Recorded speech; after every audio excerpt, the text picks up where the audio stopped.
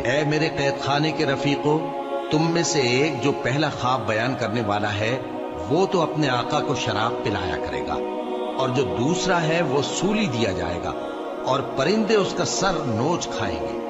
جو بات تم مجھ سے پوچھتے تھے وہ فیصل ہو چکی ہے، اور ان دونوں میں سے جس کی نسبت یوسف نے خیال کیا کہ وہ رہائی پا جائے گا، اس سے کہا کہ اپنے آقا سے میرا ذکر بھی کر دینا۔ پھر شیطان نے اسے ان کا اپنے آقا سے ذکر کرنا بھلا دیا، اور یوسف کئی برس قید خانے ہی میں رہے۔ اور بادشاہ نے کہا کہ میں نے خواب دیکھا ہے، دیکھتا کیا ہوں کہ 7 موٹی گائیں ہیں جن کو 7 دبلی گائیں کھا رہی ہیں، اور 7 خوشے سبز ہیں اور 7 خشک۔ اے درباریوں، اگر تم خوابوں کی تعبیر دے سکتے ہو تو مجھے میرے خواب کی تعبیر بتاؤ۔ انہوں نے کہا، یہ خواب تو پریشان خیالی سے ہے اور ہمیں ایسے خوابوں کی تعبیر نہیں آتی۔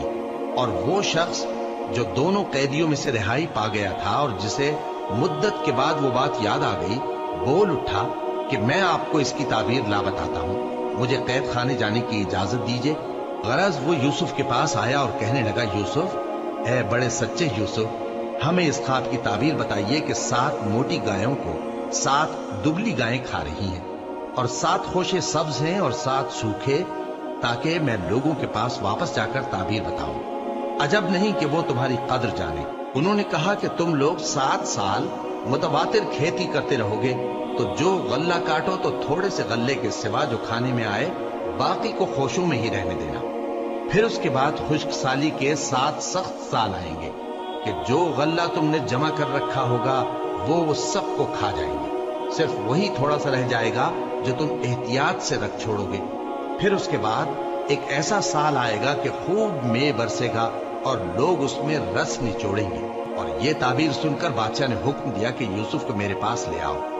سو جب قاصد ان کے پاس گیا تو انہوں نے کہا کہ اپنے آقا کے پاس واپس جاؤ اور اس سے پوچھو کہ ان عورتوں کا کیا حال ہے جنہوں نے اپنے ہاتھ کاٹ لیے تھے، بے شک میرا پروردگار ان کے فریب سے خوب واقف ہے۔ بادشاہ نے عورتوں سے پوچھا کہ تمہارا کیا قصہ تھا جب تم نے یوسف کو اپنی طرف مائل کرنا چاہا؟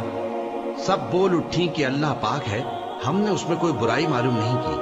عزیز کی بیوی نے کہا، اب سچی بات تو ظاہر ہو ہی گئی ہے، اصل یہ ہے کہ میں نے اس کو اپنی طرف مائل کرنا چاہا تھا اور وہ بے شک سچا ہے۔